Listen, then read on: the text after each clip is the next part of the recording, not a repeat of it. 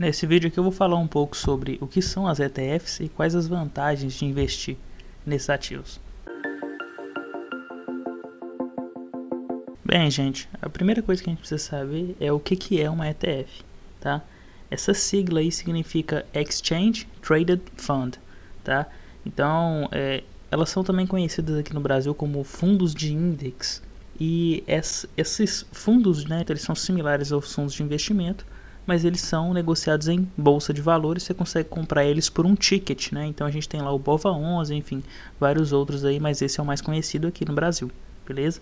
Essas ETFs vão fazer? Elas vão copiar algum índice já conhecido. Então eu vou estar indo para o meu PC aqui para mostrar mais como é que isso funciona na prática. Gente, eu estou com a tela do meu PC aqui aberta já, tá?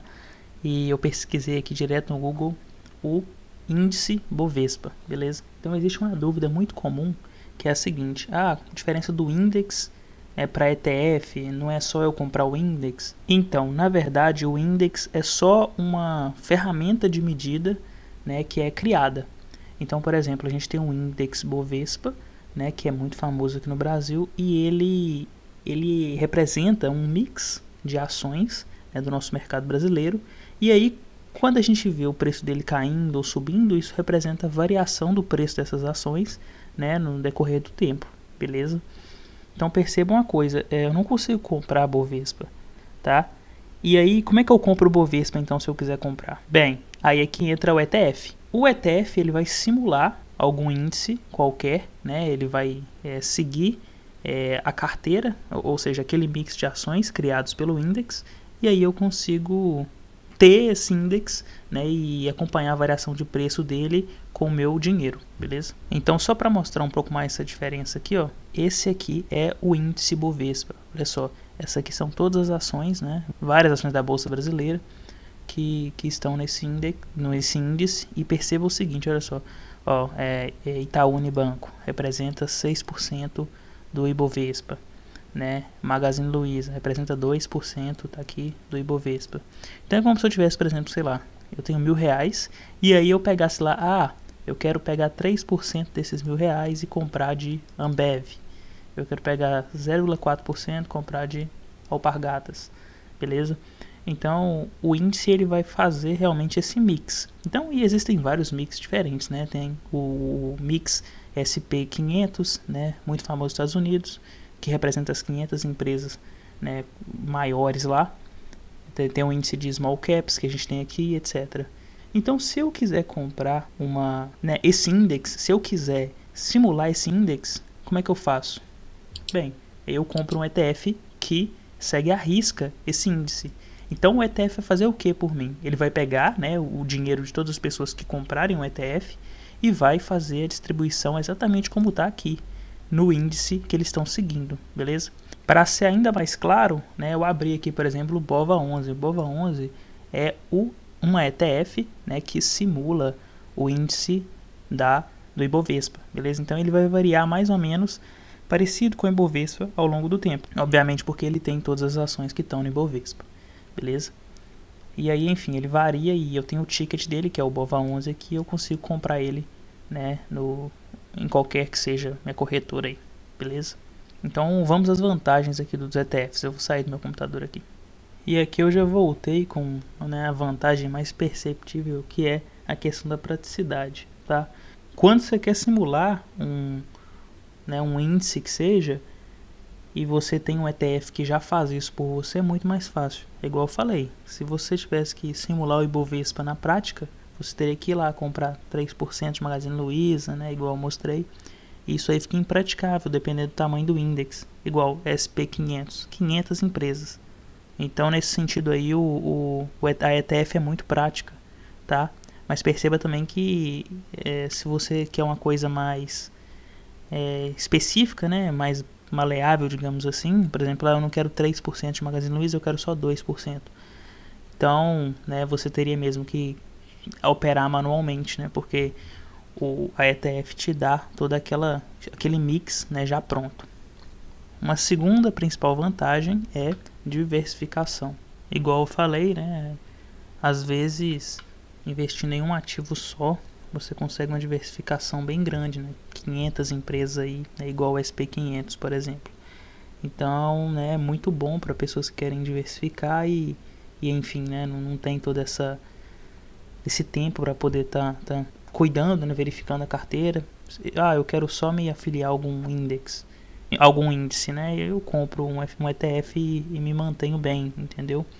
E aí uma terceira questão aqui seria a manutenção, né, e a taxa de administração. Perceba o seguinte, comparado a outros fundos de investimento, a taxa de manutenção do ETF é bem baixa, né? Coisa de 1% só ao ano. Então, né, outros fundos gerenciam de forma diferente isso, então a taxa do ETF acaba sendo bem baixa, tá? Para fazer toda essa manutenção e coisas desse tipo. Outra questão também é que às vezes, se você quer, por exemplo, investir na bolsa lá fora, existem ETFs aqui, né, no Brasil, que você consegue investir em bolsa lá fora só comprando o ETF. E aí você pode simular, por exemplo, o SP500, tá? Depois eu vou estar fazendo vídeo só sobre isso. Se você né, se interessa por esse assunto, deixa nos comentários aí para eu saber, né, que existe uma demanda sobre isso, beleza? E aí uma questão que eu vou tocar aqui é que também existe um ônus, né, acerca do ETF, e o principal dele é a tributação que ocorre, tá? Então, no ETF você sempre tem uma tributação de 15% sobre os ganhos.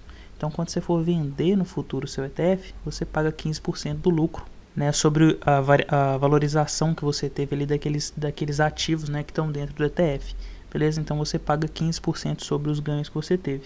E aí perceba, né, que diferente das ações, que você pode vender até 20 mil num mês, né, e ainda continuar sem pagar taxa, não existe essa isenção, é 15% sobre o lucro, independente, né, se foi 10 reais, 100 reais, enfim, 100 mil reais, aí independente disso.